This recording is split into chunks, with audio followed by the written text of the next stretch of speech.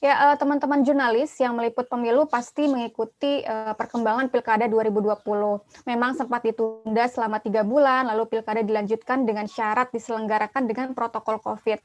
Nah, sayangnya meski saat itu kita semua tahu tidak ada tanda-tanda pandemi yang melandai, kita tidak menyiapkan mitigasi risiko dari setiap tahapan sehingga tidak menyiapkan juga regulasi yang memadai untuk mencegah dan meminimalisir penularan COVID selama tahapan Pilkada berlangsung. Hanya ada waktu kalau tidak salah 1 minggu untuk penyelenggara pemilu saat itu untuk mengaktifkan kembali jajaran ad hoc mereka dan untuk KPU menyiapkan PKPU penyelenggaraan Pilkada di masa pandemi. Nah, karena keterburu-buruan itu, akhirnya kita tidak punya regulasi teknis yang komprehensif. Apa yang ditemui itu kurang, itu diatur kemudian. Makanya ada revisi dari PKPU penyelenggaraan Pilkada dengan protokol COVID sebanyak 2 kali. Dan itu juga sebetulnya masih tidak memadai, tetapi memang tidak bisa memadai karena Undang-Undang Pilkada juga tidak mengatur ketentuan khusus terkait penyelenggaraan Pilkada dengan kondisi khusus. Nah, untuk teman-teman jurnalis senior, ingat bagaimana penyusunan Undang-Undang Pilkada nomor 1 tahun 2015. Waktu itu sebelum undang-undang ini disahkan, DPR kan membuat 2 versi RUU Pilkada. Satunya itu versi Pilkada tidak langsung dan satunya lagi versi Pilkada langsung. Nah, yang disahkan saat itu adalah yang Pilkada tidak langsung. Makanya muncul banyak protes dari masyarakat sipil. Perludem saat itu selain kami demonstrasi langsung turun ke jalan, Perludem dan kawan-kawan masyarakat sipil lainnya juga melayangkan petisi tolak pilkada tidak langsung dan itu ditandatangani oleh banyak sekali orang. Nah, akhirnya SBY membuat Perpu Pilkada langsung dan Perpu ini yang kemudian menjadi Undang-Undang Nomor 1 2015. Jadi ini undang-undang yang dibuat secara darurat untuk menggantikan Undang-Undang Pilkada tidak langsung. Makanya banyak yang tidak diatur. Jadi dalam kondisi normal saja dia kurang memadai untuk penyelenggaraan pilkada di masa dia kurang memadai untuk penyelenggaraan pilkada di masa yang normal begitu ya. Apalagi di pilkada di masa pandemi yang saat itu juga tidak pernah terpikirkan oleh semua orang. Nah, di tengah ketiadaan aturan penyelenggaraan pilkada di masa pandemi, KPU mengatur norma di PKPU nomor 13 2020 pasal 58 yang intinya masih memperbolehkan kampanye tatap muka dengan batasan 50 orang dan harus mematuhi protokol COVID. Sebetulnya untuk konteks Indonesia sulit juga kita melarang pertemuan tatap muka sama sekali sebab masih ada daerah yang tidak terjangkau akses internet atau tingkat penetrasi internetnya masih di bawah 60% sehingga tentu akan ada pemilih yang tidak bisa berinteraksi dengan calonnya karena dia tidak tersambung gitu ya dengan internet itu. Padahal pemilih ini juga punya kepentingan dan penting baginya untuk mengetahui visi misi dan program pasangan calon. Nah, di masa pandemi, apalagi dengan tingkat penularan COVID yang tinggi seperti Indonesia, memang disarankan agar kampanye itu beralih seluruhnya ke mekanisme daring. Namun tentu kemudian perlu kita diskusikan lagi adalah bagaimana menyambungkan pemilih yang tidak tersambung internet dengan para calon. Slide selanjutnya, Mas. Ya, ini riset dari indikator terkait media sosialisasi kampanye yang dipercaya responden yang merupakan calon di Pilkada 2015, 2017, juga 2018. Nah, yang paling meyakinkan pemilih untuk pemilih di semua daerah, ya kecuali di Aceh dan juga di Padang Sidempuan, itu adalah kampanye dialog tatap muka. Dan di konteks pandemi pun ternyata pemilih juga setuju pemilih yang setuju pilkada dilanjutkan, mereka tetap ingin kampanyenya dilakukan secara konvensional, yaitu ada pertemuan tatap muka. Bisa dilihat slide selanjutnya, Mas. Slide selanjutnya, Mas. Ya, nah dari survei indikator tanggal 13 sampai 16 Juli, slide sebelumnya. Slide ya, yang ini Mas. Ya. Nah, dari survei indikator tanggal 13 sampai 16 Juli ada 61,1% responden yang menginginkan kampanye itu tetap terbuka seperti biasanya, sementara 34,4%-nya menjawab kampanye tertutup. Slide selanjutnya.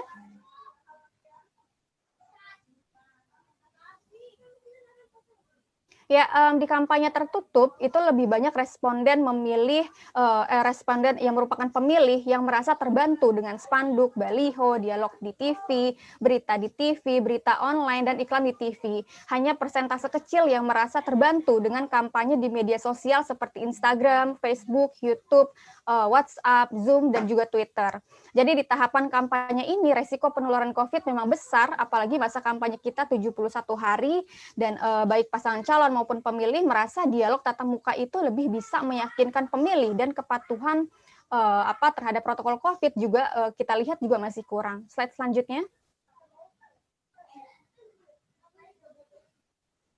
Ya, sudah kepatuhan terhadap protokol kesehatan masyarakat kita rendah, sementara kasus COVID kita juga terus meningkat setiap harinya, kita tidak punya sanksi yang memberikan efek jera. KPU memang tidak bisa dipersalahkan sebab undang-undang pilkadanya juga tidak mengatur sanksi yang memiliki efek jera itu, begitu ya. Padahal sanksi administrasi seperti pembatalan sebagai pasangan calon hanya bisa diatur di level undang-undang atau Perpu.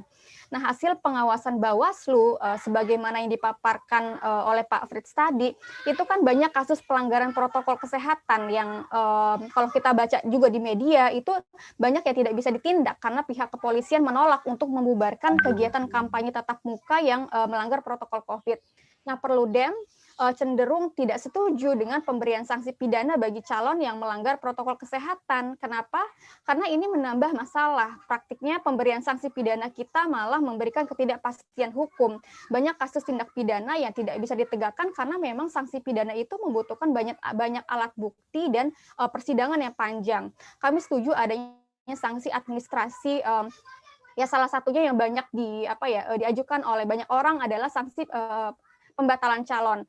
Itu untuk calon, jadi kalau dia sudah diberikan peran tertulis berkali-kali tetapi tetap melanggar protokol COVID, bisa mengumpulkan orang bahkan lebih dari 100 orang gitu ya. Nah, sanksi administrasi pembatalan calon ini mungkin bisa diterapkan, tetapi itu dengan Perpu atau dengan revisi Undang-Undang Pilkada. Nah, sanksi administrasi dari catatan Perludem itu bisa relatif bisa cepat dilakukan, efektif, dan juga ditakuti calon. Slide selanjutnya, Mas.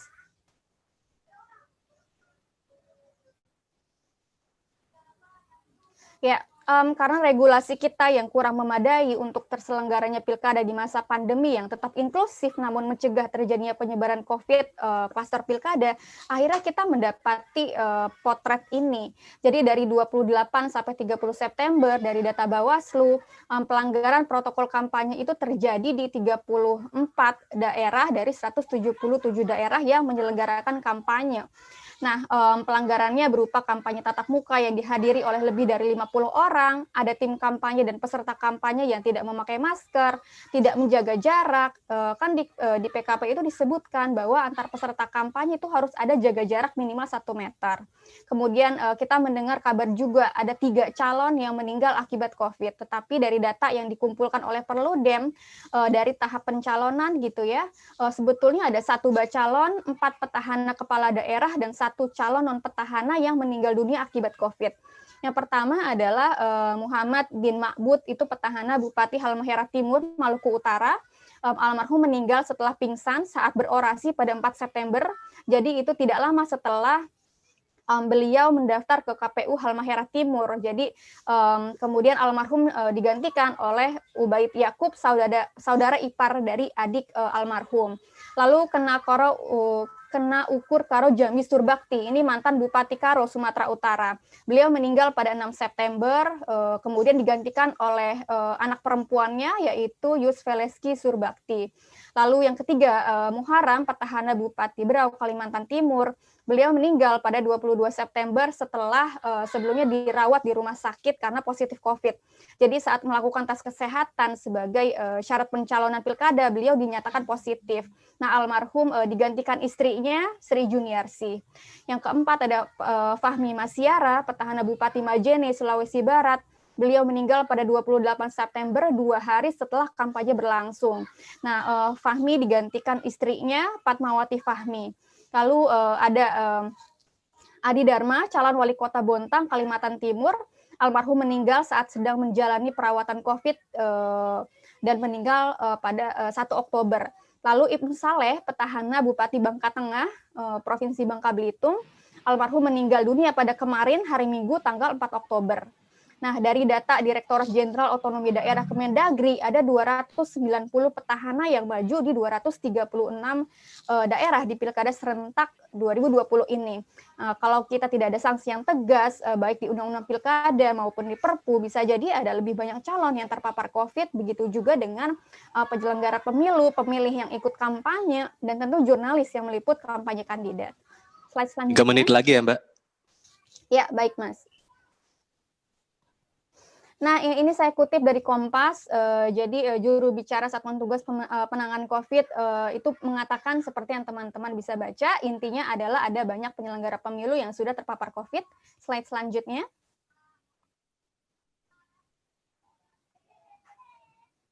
Ya, dari data kawal COVID-19, jumlah tes di Indonesia itu masih sangat rendah. WHO kan merekomendasikan tes kita itu 40.000, tetapi kita masih di angka 20-30.000.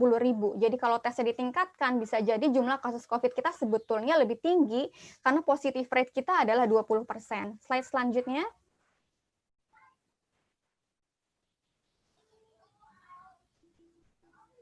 Ya, ini infografik yang dipublikasikan oleh International ADIA. Jadi dari infografik itu kita bisa melihat bahwa ada negara yang tingkat partisipasinya lebih rendah di pemilu yang dijalankan di masa pandemi, dan ada juga yang tingkat partisipasinya lebih tinggi dari tingkat partisipasi di pemilu yang tidak ada pandemi begitu. Nah, kalau kita membaca laporan ADIA, kenapa bisa partisipasi mereka tinggi? Ada 3 hal penyebabnya. Pertama, konteks politik mereka memang mendorong pemilih untuk memilih. Di Korea Selatan misalnya itu ada gerakan politik kaum muda yang sedang menggeliat.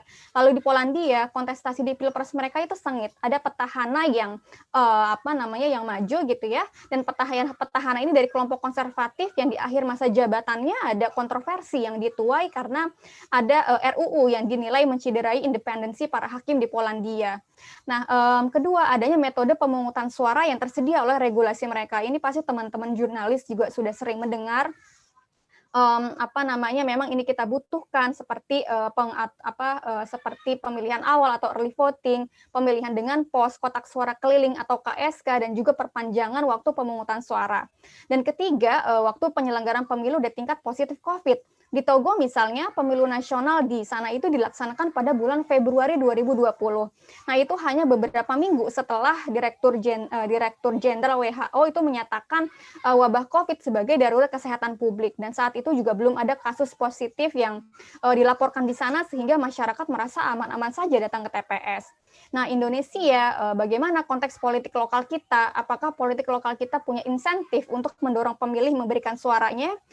Regulasi kita juga tidak ada mekanisme pengaturan pemberian suara secara khusus, dan soal waktu dan tingkat positif, entah bagaimana nanti kondisi penularan COVID kita di November akhir menjelang hari pemungutan suara. Slide selanjutnya, Mas. Nah, di tengah kondisi pandemi di mana telah ada penyelenggara pemilu dan kandidat yang terpapar COVID, kasus harian positif COVID kita semakin bertambah. Lalu bagaimana agar pengawasan yang dilakukan oleh teman-teman jurnalis itu tetap efektif dan aman?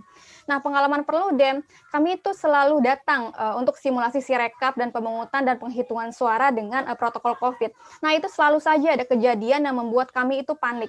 Jadi waktu simulasi di kantor KPU RI, beberapa hari setelahnya ada kabar beberapa orang staf KPU yang hadir di simulasi itu positif COVID.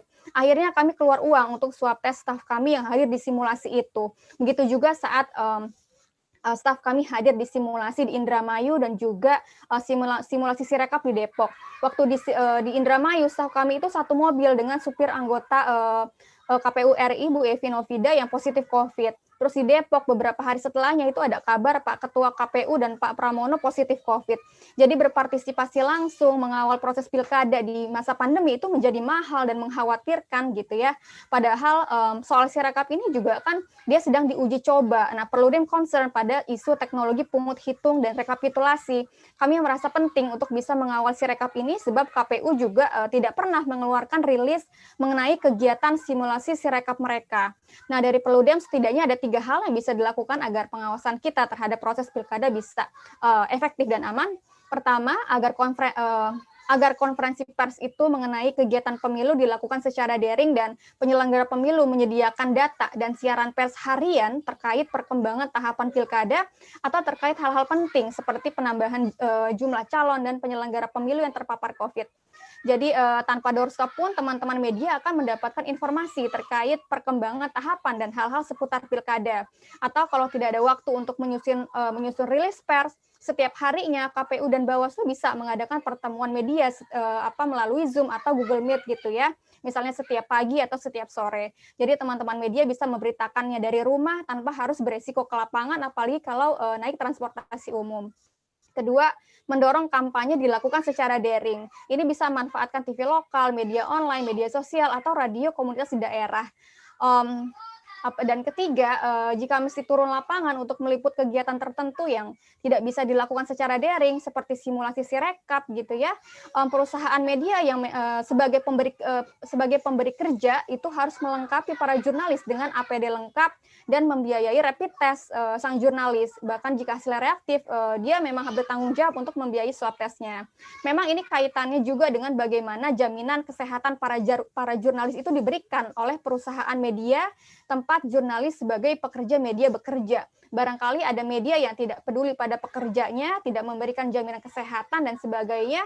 Dan soal ini pasti nanti Mas Revo yang akan memaparkan secara lebih detail. Next slide, Mas. Di sini. Ya. Kayaknya sebelumnya ya, Mas. Slide sebelumnya ya. Nah, di Perpu nomor 2 2020 yang kemudian menjadi Undang-Undang nomor 6 2020 sebetulnya kan memberikan ketidakpastian kepada kita. Maksudnya adalah Perpu itu kan mengatakan bahwa pilkada ditunda karena terjadi bencana non-alam dan jika pilkada yang dilanjutkan dan dijadwalkan pada Desember 2020 itu tidak bisa dilakukan karena pandeminya belum berakhir, maka pilkada dilanjutkan nanti setelah pandemi berakhir. Jadi sebetulnya pemerintah dan Presiden Jokowi yang mengeluarkan Perpu ini itu sudah melanggar norma dari produk hukumnya sendiri. Kalau mau dilanjutkan, maka keluarkan Perpu baru dan atur juga setidaknya 1, sanksi administrasi diskualifikasi bagi paslon yang melanggar protokol COVID berkali-kali, dan 2, dibolehkannya metode pemberian suara lain selain mencoblos di TPS. Slide selanjutnya.